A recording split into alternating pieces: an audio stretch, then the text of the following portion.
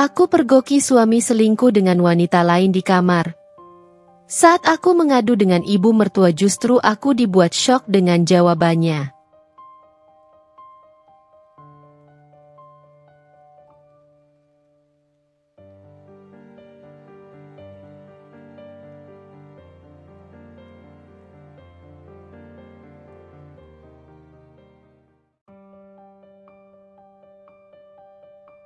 Aku tidak pernah membayangkan bahwa pernikahanku akan berakhir seperti ini. Sejak pertama kali mengenal Adrian, aku berpikir bahwa aku telah menemukan pria yang tepat. Aku mencintainya dengan sepenuh hati, memberikan seluruh waktuku untuknya, dan melakukan segala yang bisa kulakukan agar dia bahagia. Aku memasak makanan kesukaannya, memastikan rumah selalu rapi, bahkan meninggalkan pekerjaanku demi menjadi istri yang sempurna baginya. Aku percaya bahwa cinta itu tentang kesetiaan dan pengorbanan. Tapi ternyata, baginya, aku tidak pernah cukup. Semua bermula dari perubahan kecil. Dia mulai pulang lebih malam, lebih sering sibuk dengan ponselnya, dan senyum yang dulu selalu ia berikan padaku mulai pudar. Aku mencoba meyakinkan diriku sendiri bahwa ini hanya fase, bahwa dia mungkin lelah dengan pekerjaannya. Namun, harapanku hancur ketika aku menemukan bukti yang tidak bisa lagi diabaikan. Sebuah pesan di ponselnya. Kata-kata mesra yang tidak ditujukan untukku. Tanganku gemetar saat membaca setiap hurufnya. Dadaku sesak, nafasku tercekat. Aku ingin menyangkalnya. Ingin percaya bahwa ini semua hanya kesalahpahaman. Tapi isi pesan itu begitu jelas. Dia telah mengkhianatiku. Dengan hati yang diliputi kemarahan dan kesedihan, aku menunggunya pulang. Saat dia akhirnya melangkah masuk, aku menatapnya dengan air mata yang kutahan. "Adrian, siapa wanita ini?" tanyaku. Suaraku bergetar saat menunjukkan ponselnya. Alih-alih merasa bersalah, dia justru mendengus dan tersenyum sinis. "Apa kau sedang mencoba bermain sebagai istri yang tersakiti? Jangan membuat ini dramatis, sayang." Aku terhenyak. "Kau selingkuh, Adrian. Kau mengkhianati pernikahan kita." Dia mengangkat bahu seolah itu bukan masalah besar. "Aku hanya mencari kebahagiaan yang tidak bisa kau berikan. Kau terlalu membosankan, terlalu sibuk mengurusi rumah dan menjadi istri sempurna. Aku butuh sesuatu yang lebih." Sesuatu dalam diriku hancur saat mendengar kata-kata itu. Tapi yang lebih menyakitkan adalah saat aku mencari dukungan dari keluarganya. Aku pergi ke rumah mertuaku, membawa bukti perselingkuhan Adrian, berharap setidaknya mereka bisa membuka matanya dan memberinya teguran. Namun, yang kudapat justru penghinaan. "Adrian lelaki sukses," kata ibu mertuaku dengan nada datar. "Jika dia berselingkuh, mungkin karena kau tidak bisa membuatnya bahagia." Aku terpaku. "Apa maksud ibu? Saya sudah melakukan segalanya untuknya." Kakak iparku, yang sejak awal tidak pernah menyukaiku, menertawakanku. "Seharusnya kau sadar diri. Kau hanya numpang hidup dari uang Adrian. Wanita sepertimu tidak pantas dipertahankan." Mataku membelalak, dadaku terasa sesak. Aku ingin membela diri, ingin mengatakan bahwa aku juga memiliki harga diri, bahwa aku bukan hanya numpang hidup. Tapi mereka tidak peduli. Mereka sudah menjatuhkan vonisnya. Dan puncaknya, mereka mengusirku. Tanpa memberiku apapun. Tanpa belas kasihan. Aku ditendang keluar dari rumah yang dulu kupikir adalah tempatku berlindung. Aku berdiri di luar, hanya dengan pakaian di tubuhku, di bawah langit malam yang terasa begitu dingin. Aku kehilangan segalanya dalam sekejap. Aku jatuh. Aku tenggelam dalam jurang kehancuran yang mereka dorong aku ke dalamnya. Tapi saat itu juga, aku bersumpah, aku tidak akan tetap terpuruk. Jika dulu aku adalah wanita lemah yang mereka injak-injak, Maka sekarang, aku akan menjadi wanita yang tidak bisa lagi mereka remehkan. Mereka akan melihat. Mereka akan menyesali apa yang telah mereka lakukan padaku. Tanganku gemetar saat menatap layar ponsel Adrian. Pesan itu terpampang jelas di depan mataku. Kalimat-kalimat mesra yang tidak pernah ia ucapkan padaku. Aku merindukanmu. Sayang, aku ingin segera bertemu lagi. Darahku mendidih. Napasku tercekat. Aku membaca pesan itu berulang kali, berharap mataku salah melihat. Tapi kenyataannya tetap sama. Suamiku, pria yang telah aku serahkan seluruh hidupku, telah mengkhianatiku. Aku menunggu Adrian pulang dengan hati yang berdebar, antara marah, sakit hati, dan ketakutan. Bagaimana jika dia berbohong? Bagaimana jika dia membalikan keadaan dan menyalahkanku? Tapi tidak. Aku harus tahu kebenarannya. Pintu terbuka. Adrian masuk dengan langkah santai, melepas jasnya dan meletakkan tas kerja di sofa seperti biasa. Seolah tidak ada yang terjadi. Aku tidak bisa menunggu lebih lama. Dengan tangan gemetar, aku menunjukkan ponselnya padanya. Apa ini, Adrian? Tanyaku. Suaraku bergetar menahan emosi. Dia melirik layar ponselnya sebentar, lalu bukannya merasa bersalah, dia malah tertawa. Tertawa. Aku membeku. Apa yang lucu? Suaraku meninggi, dadaku terasa sesak. Adrian menyandarkan tubuhnya ke sofa dengan santai, seolah aku hanya menanyakan hal sepele. Aku butuh kesenangan yang tidak bisa kau berikan. Aku menatapnya dengan tidak percaya. Kesenangan? Dia mengangkat bahu, seolah itu bukan hal besar. Kau terlalu sibuk mencoba menjadi istri sempurna, Liana. Tapi kau lupa satu hal, aku bosan. Aku butuh sesuatu yang lebih, sesuatu yang kau tidak bisa penuhi. Jantungku seperti berhenti berdetak. Jadi selama ini, pengorbananku, kesetiaanku, cintaku, tidak ada artinya? Aku mengepalkan tangan, menahan air mata yang ingin jatuh. Aku adalah istrimu, Adrian. Aku mencintaimu. Aku memberikan seluruh hidupku untukmu. Adrian mendecak, lalu menatapku dengan tatapan penuh ejekan. Dan itu masalahnya, sayang. Kau memberikan segalanya, tapi kau tidak tahu cara membuatku tetap tertarik. Hatiku hancur berkeping-keping. Aku ingin menjerit, ingin memaki, ingin memukulnya agar dia sadar betapa sakitnya kata-katanya. Tapi tubuhku terasa kaku, suaraku tercekat di tenggorokan. Dia tidak menyesal, bahkan tidak sedikit pun. Aku pikir pengkhianatan adalah hal yang paling menyakitkan, tapi ternyata sikap Adrian yang menganggap ini semua bukan masalah besar jauh lebih menghancurkan. Aku tidak hanya dikhianati, aku juga dihina. Aku pergi ke rumah ibu mertuaku dengan langkah gontai, hati yang remuk, dan harapan yang masih tersisa meski hanya seujung kuku. Aku berpikir, setidaknya dia bisa memberiku keadilan. Setidaknya dia bisa menyadarkan Adrian bahwa yang dia lakukan adalah pengkhianatan. Aku berdiri di depan pintu rumahnya, menarik napas panjang sebelum mengetuk. Tak lama kemudian, pintu terbuka, dan di hadapanku berdiri wanita yang dulu kupanggil ibu dengan penuh hormat. Ada apa kau datang ke sini? Tanyanya dengan nada dingin, tatapannya menusuk, seolah aku adalah tamu tak diundang. Aku mencoba menahan air mataku. Ibu, aku ingin bicara. Ini tentang Adrian. Dia mengangkat alis, seolah sudah tahu apa yang akan kukatakan. Tapi aku tetap melanjutkan. Suaraku bergetar, dipenuhi luka yang masih basah. Adrian selingkuh. Aku menemukannya sendiri. Aku hanya ingin ibu menegurnya, menyadarkannya.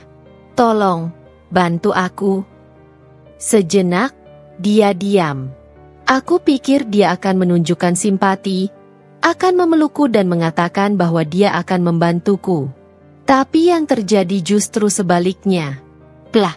Suara tamparan keras menggema di udara, membuat kepalaku menoleh ke samping. Pipiku terasa panas dan perih. Tapi yang lebih menyakitkan adalah kenyataan bahwa orang yang seharusnya membelaku justru melukai aku. Aku memegang pipiku dengan tangan gemetar, menatapnya dengan tatapan tidak percaya. Ibu. Namun, dia justru menatapku dengan penuh kebencian. Jangan merusak kebahagiaan Adrian hanya karena kau cemburu. Aku terhenyak. Cemburu? Ibu, dia berselingkuh. Dia mengkhianati pernikahan kami. Dia mendekat, suaranya terdengar dingin dan tajam. Dan kau hanya istri yang membosankan. Darahku seperti membeku. Aku membosankan? Jadi semua ini salahku?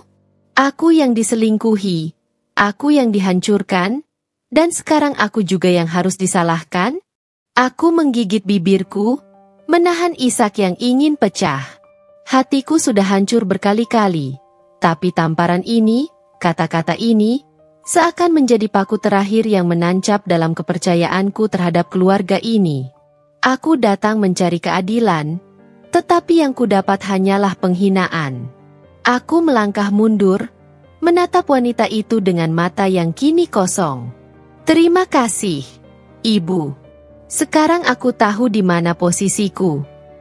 Tanpa menunggu jawaban, aku berbalik dan pergi, meninggalkan rumah itu dengan air mata yang akhirnya jatuh tanpa bisa kutahan lagi. Aku datang dengan harapan, tapi aku pergi dengan luka yang lebih dalam. Dan saat itu, aku sadar, aku benar-benar sendirian. Aku belum sepenuhnya pulih dari tamparan ibu mertuaku ketika suara lain terdengar di belakangku. Suara yang penuh ejekan dan kebencian. Kau pikir Adrian menikahimu karena cinta? Aku berbalik perlahan dan melihat kakak iparku berdiri di ambang pintu, menyilangkan tangan di dada dengan senyum meremehkan. Jangan konyol, lanjutnya. Kau hanya boneka yang mudah dibuang. Kata-kata itu menusukku lebih dalam dari tamparan tadi. Aku menatapnya, mencari sedikit saja tanda bahwa dia tidak benar-benar bermaksud sekejam itu. Tapi yang kudapat hanyalah kepuasan di wajahnya, seolah dia menikmati kehancuranku. Apa maksudmu? Suaraku bergetar, antara marah dan terluka. Dia mengangkat bahu santai. Adrian menikahimu bukan karena cinta, tapi karena kau mudah dikendalikan. Kau istri yang terlalu baik, terlalu penurut, tidak ada tantangan. Dan pria seperti Adrian tidak akan pernah puas hanya dengan satu wanita. Aku mengepalkan tangan, berusaha keras menahan air mata yang ingin jatuh. Aku mencintai Adrian, aku selalu berusaha menjadi istri yang baik untuknya. Dia tertawa sinis. Dan lihat di mana kau sekarang? Kau berakhir seperti ini, dibuang, dihina, dan masih berpikir bahwa kau berharga. Aku menatapnya dengan mata yang mulai memanas. Setiap kata yang keluar dari mulutnya seperti belati yang ditusukkan ke dalam hatiku. Aku ingin marah, ingin membalasnya, ingin meneriakkan bahwa aku bukan boneka, bahwa aku juga manusia yang punya harga diri. Tapi saat itu, aku hanya bisa berdiri di sana, menahan lautan emosi yang nyaris meledak. Aku datang mencari keadilan, tetapi yang kudapat hanyalah penghinaan. Aku datang sebagai seorang istri yang tersakiti, tetapi mereka memperlakukanku seolah aku ini sampah. Aku menarik napas dalam, mencoba menenangkan diri.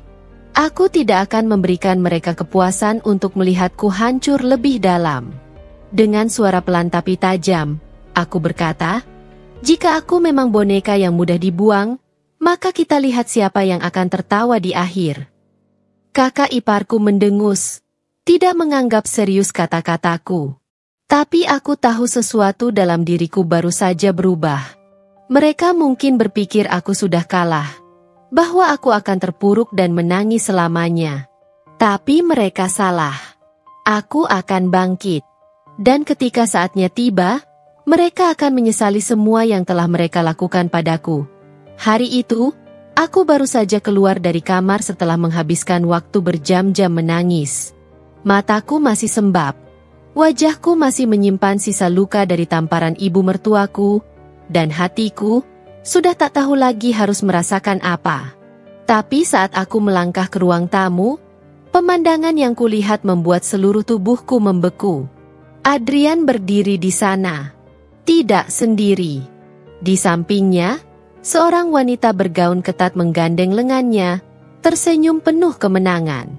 Wanita itu, yang sebelumnya hanya kutemukan lewat pesan-pesan di ponselnya, kini berdiri di rumahku. Di hadapan mataku. Di tempat yang seharusnya menjadi tempatku sebagai istrinya. Aku merasa seperti kehilangan napas. Adrian melirikku sekilas, lalu tersenyum sinis. "Oh, kau masih di sini?" tanyanya. Seolah aku ini hanya seorang tamu yang tak diundang di rumahku sendiri. "Adrian?" Suaraku hampir tak terdengar. Aku menatapnya, berharap masih ada sedikit rasa bersalah di matanya. Tapi tidak. Yang kulihat hanyalah kesombongan dan kebanggaan karena telah menginjak-injak harga diriku. Wanita di sampingnya tertawa kecil, lalu menyandarkan kepalanya ke bahu Adrian dengan manja. "Sayang, kau belum mengenalkanku secara resmi pada istrimu." "Istrimu." Kata itu terasa seperti belati yang menusuk tepat di dadaku. Adrian tertawa ringan. "Ah, kau benar." Dia lalu menatapku dengan ekspresi penuh ejekan. "Liana, kenalkan. Ini Larissa. Dia wanita yang memberiku kebahagiaan yang selama ini tak pernah bisa kau berikan." Aku terhuyung mundur. Seakan kata-katanya menamparku lebih keras dari tamparan ibu mertuaku kemarin. "Adrian, bagaimana bisa kau melakukan ini di depan mataku?" Dia mendengus. "Belajarlah menerima kenyataan. Sayang. Kau bukan satu-satunya wanita dalam hidupku." Aku merasakan seluruh harga diriku hancur berkeping-keping. Kakak iparku yang duduk di sofa hanya tertawa kecil. Sementara ibu mertuaku menatapku dengan tatapan puas, seolah inilah akhir yang memang pantas kudapatkan. Tidak ada yang membelaku. Tidak ada yang peduli. Aku ingin berteriak, ingin mengamuk, ingin mengusir wanita itu dari rumahku. Tapi aku tahu, aku sudah kalah. Adrian sudah tidak lagi menganggapku sebagai istrinya. Keluarganya sudah membuangku jauh-jauh. Aku adalah orang asing di rumahku sendiri. Air mata menggenang di mataku, tapi aku menelannya. Aku tidak akan menangis di depan mereka. Aku tidak akan memberi mereka kepuasan melihatku semakin terpuruk. Aku mengepalkan tangan, menatap Adrian dengan penuh luka dan kemarahan. "Kau akan menyesali ini." Dia tertawa. "Oh, Liana, satu-satunya yang kusesali adalah menghabiskan bertahun-tahun bersamamu. Itulah saat aku tahu, tidak ada lagi yang tersisa di sini untukku. Tidak ada lagi yang bisa kupertahankan. Aku harus pergi. Tapi aku bersumpah, aku tidak akan pergi sebagai wanita yang kalah. Mereka mengusirku seperti sampah." Adrian berdiri di ambang pintu, lengannya melingkar di pinggang wanita itu. Wanita yang telah menggantikan posisiku. Kakak iparku menyilangkan tangan. Wajahnya penuh ejekan, sementara ibu mertuaku menatapku dengan dingin, tanpa sedikit pun rasa bersalah. "Kemas barangmu dan pergi," kata Adrian dengan nada malas, seolah aku ini bukan siapa-siapa baginya. Aku berdiri di tengah ruang tamu, tempat di mana dulu aku membangun mimpi sebagai istri yang setia. Kini, ruangan itu terasa asing, seperti perangkap yang telah menelanku selama bertahun-tahun. Aku tidak akan pergi tanpa apapun. Aku berhak atas rumah ini. Aku berhak atas. Plah! Tamparan ibu mertuaku membuat kepalaku menoleh ke samping. Pipiku perih, tapi sakit di hatiku jauh lebih menyiksa. Berhenti mengemis, bentaknya. Kau tidak berhak atas apapun. Semua ini milik Adrian. Kau cuma numpang hidup. Aku menatapnya dengan mata berair. Aku istrinya. Suaraku hampir tak terdengar. Kakak iparku tertawa dingin. Dulu, ya. Sekarang, kau bahkan tidak lebih dari seorang wanita yang sudah dibuang. Aku merasakan tubuhku gemetar. Bukan karena takut, tapi karena kemarahan yang bercampur dengan kepedihan. Aku memandang Adrian, berharap ada sedikit rasa iba di wajahnya. Tapi dia hanya tersenyum tipis. Keluar, Liana. Suaranya tegas, tanpa ragu. Aku tidak mau melihatmu lagi. Hatiku seperti dihancurkan berkali-kali. Jadi setelah semua yang kulakukan untukmu, ini balasanmu. Dia mengangkat bahu. Jangan membuat ini dramatis. Ini hanya bagian dari hidup. Kau kalah, aku menang. Aku menatapnya satu persatu. Orang-orang yang dulu kupanggil keluarga, yang dulu kuanggap sebagai bagian dari hidupku, kini berdiri di depanku, mengusirku seperti anjing liar. Tanpa harta, tanpa dukungan, tanpa belas kasihan. Aku tersenyum pahit. Mereka pikir aku akan hancur. Mereka pikir aku akan menangis dan memohon. Tapi mereka salah. Aku berbalik dan melangkah pergi. Keluar dari rumah yang dulu kupikir akan menjadi tempatku selamanya. Aku memang jatuh. Aku memang diinjak-injak. Tapi aku tidak akan hancur. Aku akan kembali. Dan saat aku kembali, mereka akan menyesali hari ini seumur hidup mereka. Malam itu, aku duduk di trotoar dengan tubuh menggigil. Pakaian yang melekat di tubuhku sudah lusuh, rambutku acak-acakan, dan wajahku basah oleh air mata yang terus mengalir tanpa bisa kuhentikan. Aku menatap langit, gelap, tanpa bintang. Persis seperti hidupku sekarang. Aku, seorang wanita yang dulu punya rumah, suami, dan keluarga, kini adalah seseorang yang tidak punya siapa-siapa dan tidak punya apa-apa. Aku terbuang. Aku diinjak-injak tanpa belas kasihan. Perutku melilit, kelaparan yang terasa seperti belati yang menusuk lambungku berulang kali. Aku sudah 2 hari tidak makan. Tubuhku lemah. Tapi yang lebih sakit adalah hatiku. Aku memeluk lututku, menggigil dalam dingin. Aku bertanya-tanya, apakah hidupku sudah berakhir di sini? Bagaimana jika aku menyerah saja? Bagaimana jika aku menghilang dari dunia ini? Tidak ada yang peduli. Tidak ada yang akan mencari. Bahkan jika aku mati di jalanan ini, Adrian dan keluarganya mungkin hanya akan menertawakan betapa menyedihkannya aku. Air mata baru mengalir. Aku tidak pernah merasa sehancur ini. Berapa lama kau akan terus menangis seperti itu? Suara asing membuatku tersentak. Aku mendongak perlahan dan melihat seorang wanita parubaya berdiri di hadapanku. Wajahnya tidak menunjukkan belas kasihan. Dia tidak menatapku dengan kasihan seperti orang-orang yang hanya lewat dan menganggapku sebagai sampah. Tatapannya tegas. Aku tidak menjawab. Aku bahkan tidak yakin masih punya suara untuk berbicara. Wanita itu menghela napas, lalu jongkok di depanku. Jika kau terus menangisi hidupmu, kau tidak akan pernah bisa bangkit. Aku menatapnya dengan mata kosong. Apa dia tidak mengerti? Hidupku sudah hancur. Aku tidak punya siapa-siapa lagi. Aku tidak punya tempat untuk pergi. Suaraku parau, hampir seperti bisikan. Dia mengangkat alis. Lalu kau mau apa? Berharap dunia tiba-tiba berbaik hati padamu? Berharap orang-orang yang menghancurkanmu akan menyesali perbuatan mereka dan memohon maaf? Aku terdiam. Dunia ini tidak adil, katanya lagi, suaranya tajam seperti pisau. Jika kau membiarkan dirimu terus tenggelam dalam kesedihan, mereka yang menyakitimu akan menang.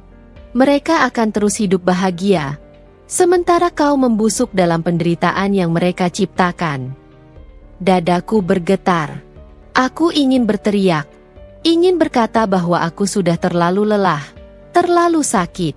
Tapi suara itu tersangkut di tenggorokanku. Wanita itu menatapku tajam.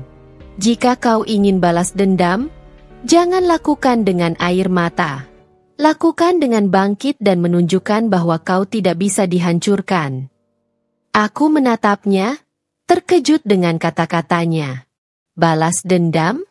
Aku tidak pernah berpikir sejauh itu. Selama ini aku hanya tenggelam dalam kesedihan, merasa diriku adalah korban yang tak berdaya. Tapi bagaimana jika aku bisa bangkit? Bagaimana jika aku bisa membuat mereka menyesali perbuatan mereka? Wanita itu mengulurkan tangannya padaku. Bangun, Liana. Berdirilah dan lawan. Aku menatap tangannya, ragu. Tapi kemudian wajah Adrian terbayang di pikiranku, dengan tatapannya yang penuh penghinaan saat mengusirku. Wajah ibu mertuaku, yang menamparku dan menyuruhku pergi tanpa apa-apa. Wajah kakak iparku, yang menertawakanku seolah aku tidak lebih dari sampah. Mereka pasti berpikir aku sudah hancur. Mereka pasti berpikir aku tidak akan pernah bisa bangkit. Mereka salah. Dengan seluruh tenaga yang tersisa, aku mengulurkan tanganku, menggenggam uluran wanita itu.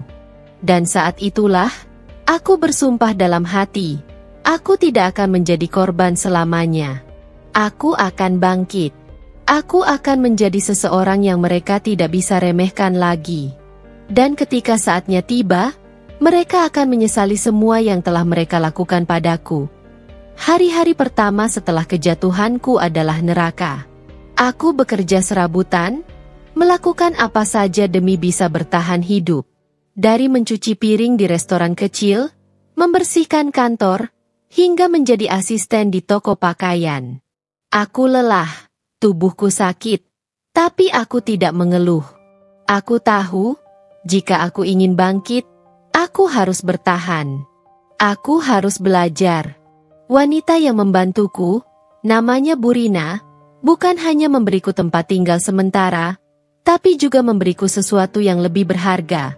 Pengetahuan dan kekuatan. Kau tidak bisa hanya bertahan hidup, Liana, katanya suatu malam, saat kami duduk di ruang tamunya yang sederhana. Jika kau ingin benar-benar lepas dari masa lalumu, kau harus punya sesuatu yang tidak bisa diambil oleh siapapun. Kau harus punya kekuatan. Aku menatapnya, tidak mengerti. Kekuatan seperti apa? Dia menyunggingkan senyum tipis. Pengetahuan, Liana. Jika kau ingin menjadi wanita yang tidak bisa diinjak, kau harus lebih pintar dari mereka yang menghancurkanmu. Malam itu adalah titik balik dalam hidupku. Aku mulai belajar. Siang bekerja, malam belajar. Aku mulai membaca buku tentang bisnis, tentang keuangan, tentang bagaimana orang-orang sukses membangun kerajaan mereka dari nol. Aku menyimak setiap kata, mencatat setiap pelajaran, menyerap ilmu dengan rakus. Aku tidak ingin hanya bertahan hidup, aku ingin menang. Burina mengenalkanku pada beberapa orang di dunia bisnis. Mereka adalah orang-orang yang dulu juga pernah jatuh, pernah dihancurkan, tapi kini berdiri dengan kepala tegak. Aku belajar dari mereka, menyerap pengalaman mereka, mendengarkan cerita mereka. Perlahan, aku mulai memahami sesuatu yang dulu tidak pernah kupikirkan. Dunia ini bukan milik orang baik saja. Dunia ini milik mereka yang berani berjuang. Aku tidak ingin lagi menjadi wanita lemah yang hanya menangis dalam kesakitan. Aku ingin menjadi wanita yang berdiri di atas kakinya sendiri. Aku ingin menjadi wanita yang tidak bisa diinjak, tidak bisa dihancurkan, tidak bisa diremehkan. Dan aku akan mewujudkannya, bagaimanapun caranya. Bertahun-tahun berlalu, dan aku bukan lagi wanita yang mereka usir tanpa belas kasihan. Aku bukan lagi wanita yang menangis di jalanan, kehilangan segalanya. Aku telah berubah. Dulu, aku adalah seorang istri yang diperlakukan seperti sampah. Sekarang, aku adalah seorang pemimpin.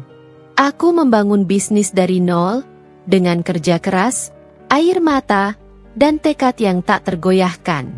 Aku belajar bagaimana dunia bekerja, bagaimana orang-orang sukses berkuasa, dan bagaimana menjadi seseorang yang tidak bisa lagi diinjak. Dan sekarang, aku kembali. Ketika aku melangkah keluar dari mobil mewahku, mata-mata yang dulu meremehkanku kini membelalak tak percaya.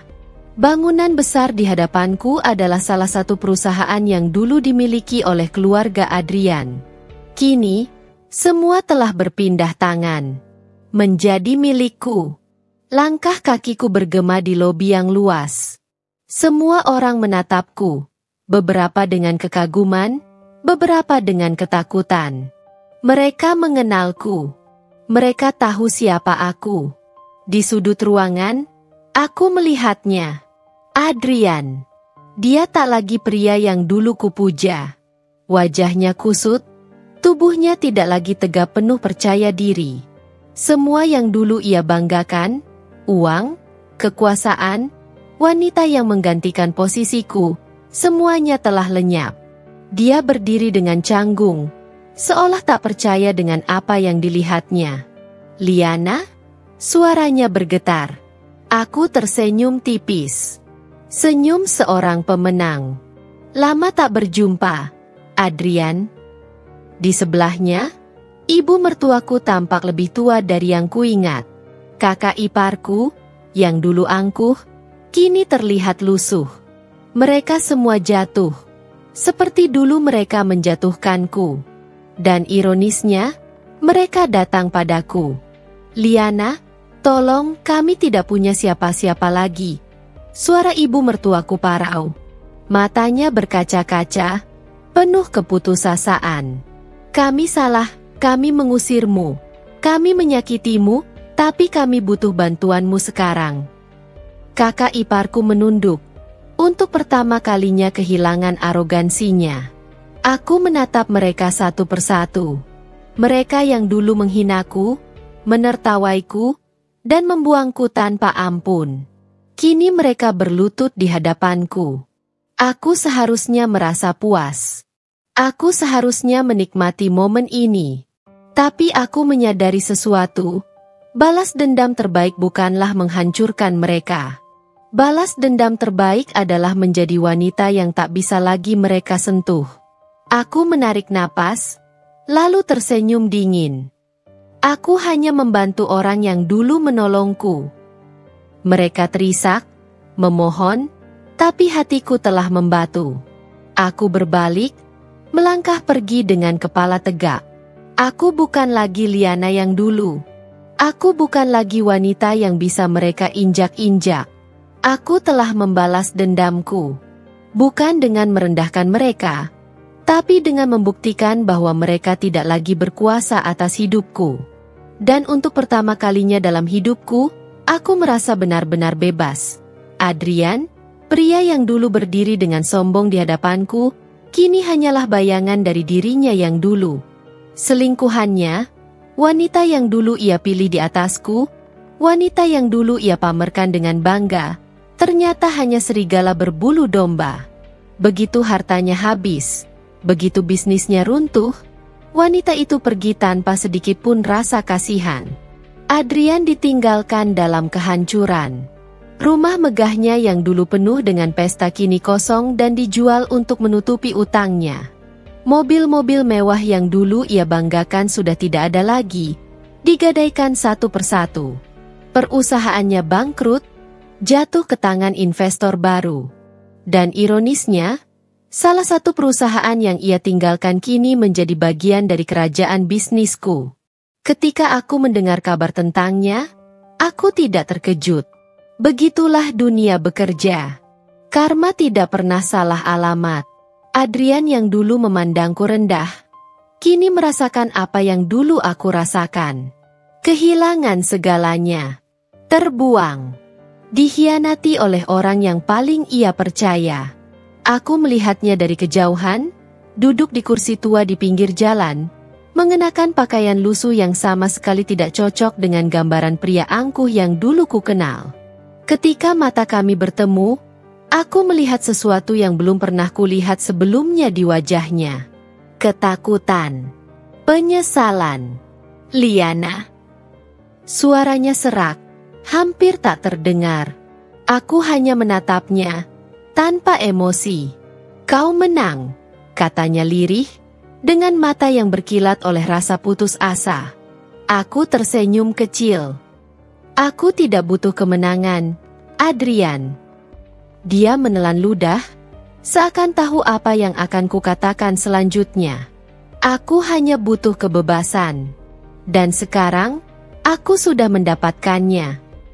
Aku berbalik, meninggalkannya sendirian dalam kehancurannya.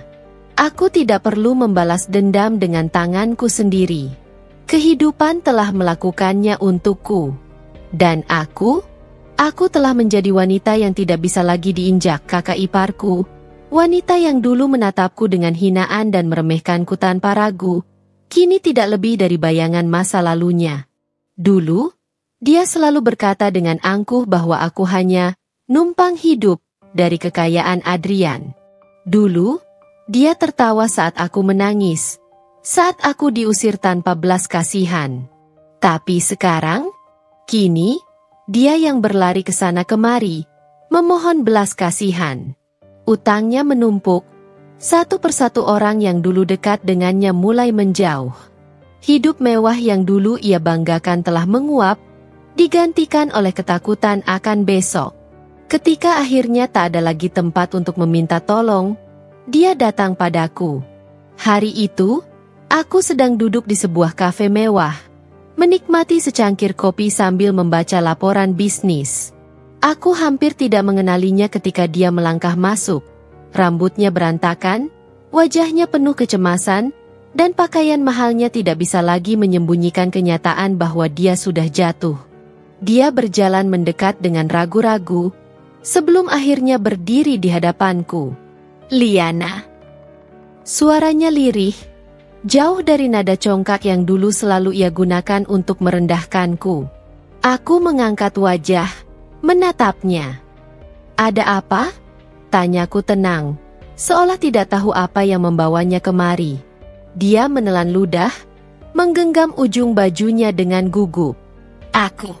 Aku butuh bantuan. Aku terlilit utang. Mereka akan mengambil semuanya dariku jika aku tidak segera membayar. Aku tetap diam, membiarkan kata-katanya menggantung di udara. Matanya mulai berkaca-kaca. Aku tahu aku bersalah. Aku tahu aku jahat padamu. Tapi tolong, Liana, aku tidak punya siapa-siapa lagi. Ah, ironis. Dulu aku juga tidak punya siapa-siapa. Tapi apakah dia peduli? Dia hanya tertawa melihatku jatuh. Aku meletakkan cangkir kopiku, menatapnya dengan senyum tipis. Dulu, kau bilang aku hanya numpang hidup dari Adrian. Sekarang, siapa yang menumpang belas kasihan? Dia terisak, tangannya bergetar. Aku menyesal. Liana, aku benar-benar menyesal. Aku menghela napas, lalu berdiri. Sayangnya, penyesalan tidak selalu datang dengan kesempatan kedua. Tanpa menoleh lagi, aku melangkah keluar dari kafe itu, meninggalkannya sendirian dengan keputusasaannya. Dia sudah mendapatkan apa yang pantas dia terima. Dan aku sudah selesai dengan masa lalu ibu mertuaku, wanita yang dulu berdiri dengan pongah dan menamparku tanpa ragu, kini duduk di sebuah bangku reyot di pinggir jalan. Dulu, dia menatapku dengan hinaan di matanya, seolah aku tak lebih dari sampah yang mencemari keluarganya. Jangan merusak kebahagiaan Adrian hanya karena kau cemburu. Kau hanya istri yang membosankan. Kata-kata itu masih terngiang di kepalaku, kata-kata yang dulu menusuk hatiku tanpa ampun. Tapi sekarang, kini, Dia bukan lagi wanita yang angkuh dan berkuasa. Pakaian mahalnya telah hilang, digantikan oleh kain lusuh yang bahkan tak mampu menutupi betapa rapuhnya dia sekarang. Wajahnya yang dulu penuh kebanggaan kini dipenuhi garis-garis kelelahan. Dia kehilangan segalanya. Rumah megah yang dulu menjadi simbol kejayaannya telah disita. Tabungannya habis. Keluarganya hancur. Dan yang paling menyedihkan, anak kesayangannya, Adrian, bahkan tidak peduli padanya lagi. Dia hidup dalam kesendirian. Ditolak, ditinggalkan, dilupakan. Dan akhirnya, seperti orang-orang lain yang telah menghancurkanku, dia datang kepadaku. Aku melihatnya pertama kali di depan kantor pusat perusahaanku.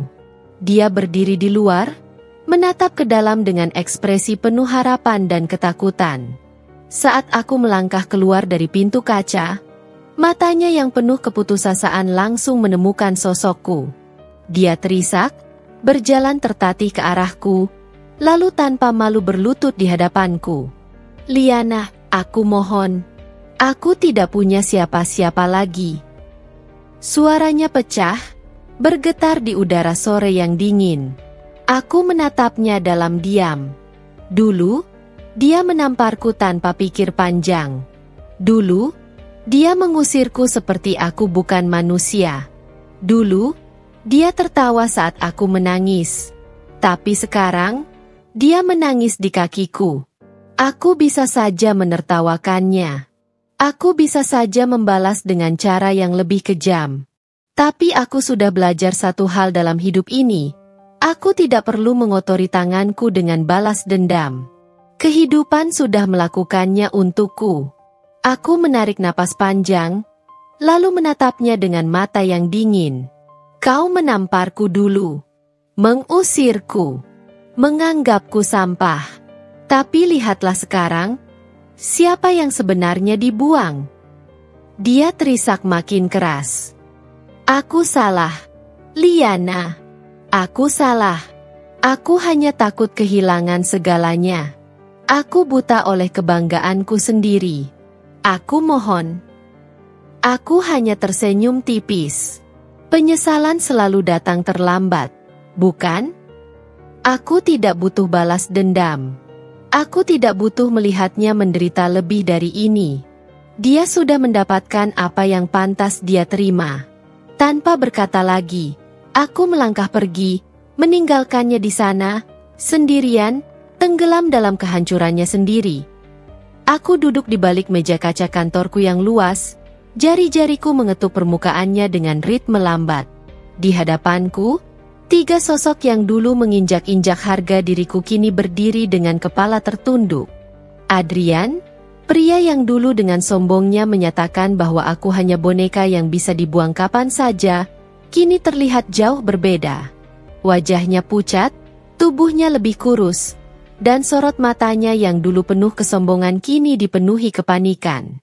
Di sebelahnya, kakak iparku, yang dulu menertawakanku dan berkata aku hanya numpang hidup, kini tampak tidak lebih dari seorang wanita putus asa. Pakaiannya tidak lagi glamor, dan wajahnya yang dulu selalu terhias sempurna kini terlihat lelah dan penuh kecemasan. Dan di samping mereka, ibu mertuaku, wanita yang dulu dengan kejam menamparku dan menyebutku istri yang membosankan, hanya bisa menggenggam tangannya sendiri, bergetar, menatapku dengan harapan terakhir yang tersisa. Aku tidak berbicara. Aku membiarkan mereka berkubang dalam rasa takut dan rasa malu mereka sendiri. Hingga akhirnya, Adrian membuka suara. "Liana." Suaranya parau, bergetar. Dia menggigit bibirnya, mencoba menahan rasa sesak yang jelas terlihat di wajahnya. "Aku menyesal.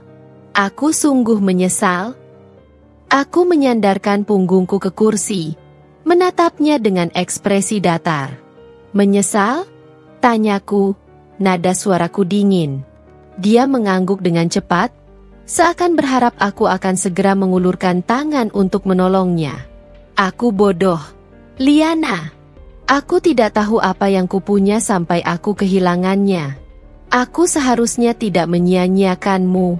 Aku seharusnya tidak menyakitimu. Kumohon, Liana, tolong bantu aku.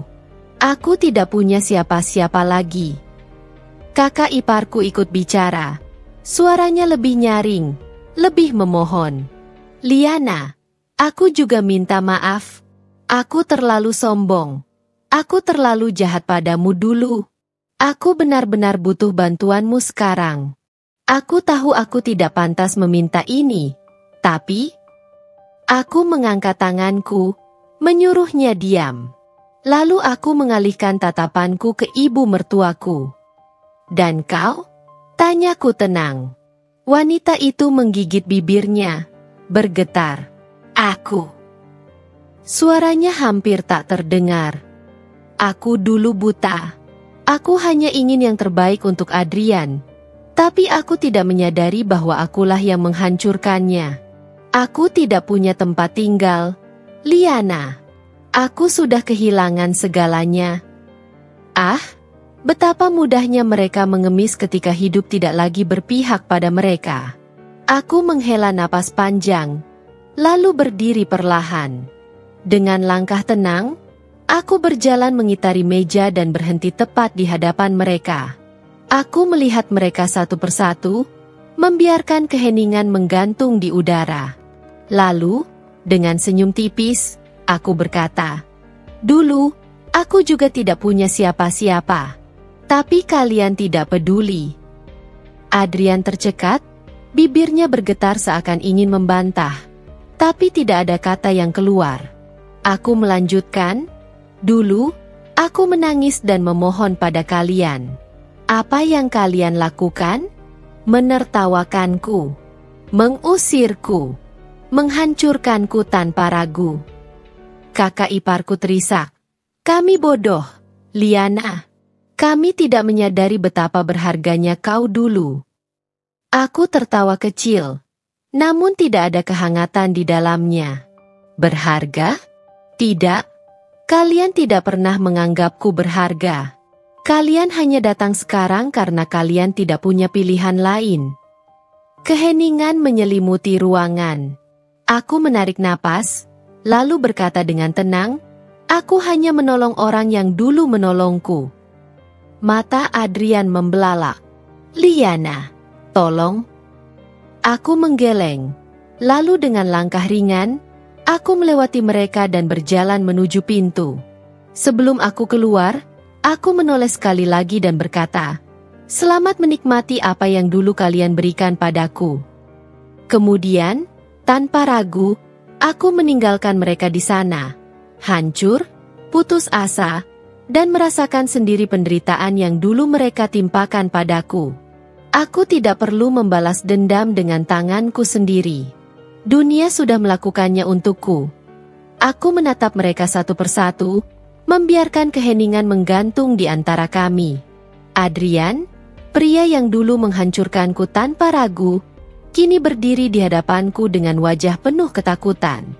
Kakak iparku yang dulu menertawakanku kini hanya bisa menunduk dalam keputusasaan. Dan ibu mertuaku, wanita yang pernah menamparku dan menyuruhku pergi tanpa belas kasihan, kini tampak rapuh, tidak lagi memiliki kebanggaan yang dulu selalu ia tunjukkan. Betapa ironisnya. Dulu, mereka begitu kuat, begitu berkuasa, begitu menikmati penderitaanku. Sekarang, mereka tidak lebih dari bayangan kelam masa lalu, tersungkur dalam kehancuran mereka sendiri. Adrian berlutut di hadapanku, tangannya gemetar saat mencoba meraih ujung bajuku. "Liana, aku mohon, tolong bantu aku. Aku benar-benar menyesal. Aku salah, aku bodoh." Aku tetap diam, membiarkan air mata dan kepanikannya menjadi musik yang mengiringi kebangkitanku. Kakak iparku ikut bicara, suaranya bergetar. "Kami semua salah. Kami terlalu sombong. Kami tidak pernah berpikir bahwa suatu hari keadaan akan berbalik seperti ini." Ibu mertuaku hanya bisa menatapku dengan mata basah. Dulu, dia begitu bangga bisa menyingkirkanku. Sekarang, Dia bahkan tidak punya rumah untuk kembali. Aku menarik napas panjang, lalu tersenyum. Senyum yang membuat mereka menggigil. Dulu, aku memohon agar kalian memperlakukanku dengan baik. Suaraku pelan, tapi setiap kata menghantam mereka seperti palu godam. Sekarang, rasakan apa yang dulu aku rasakan. Aku melihat bagaimana wajah Adrian menegang, bagaimana ibu mertuaku tersentak, bagaimana kakak iparku mulai terisak. Aku tidak berteriak. Aku tidak meluapkan amarah. Aku hanya berbicara dengan tenang. Tapi kata-kataku cukup untuk menusuk lebih dalam daripada balas dendam apapun yang bisa kulakukan. Adrian menggeleng dengan panik. Tidak, Liana.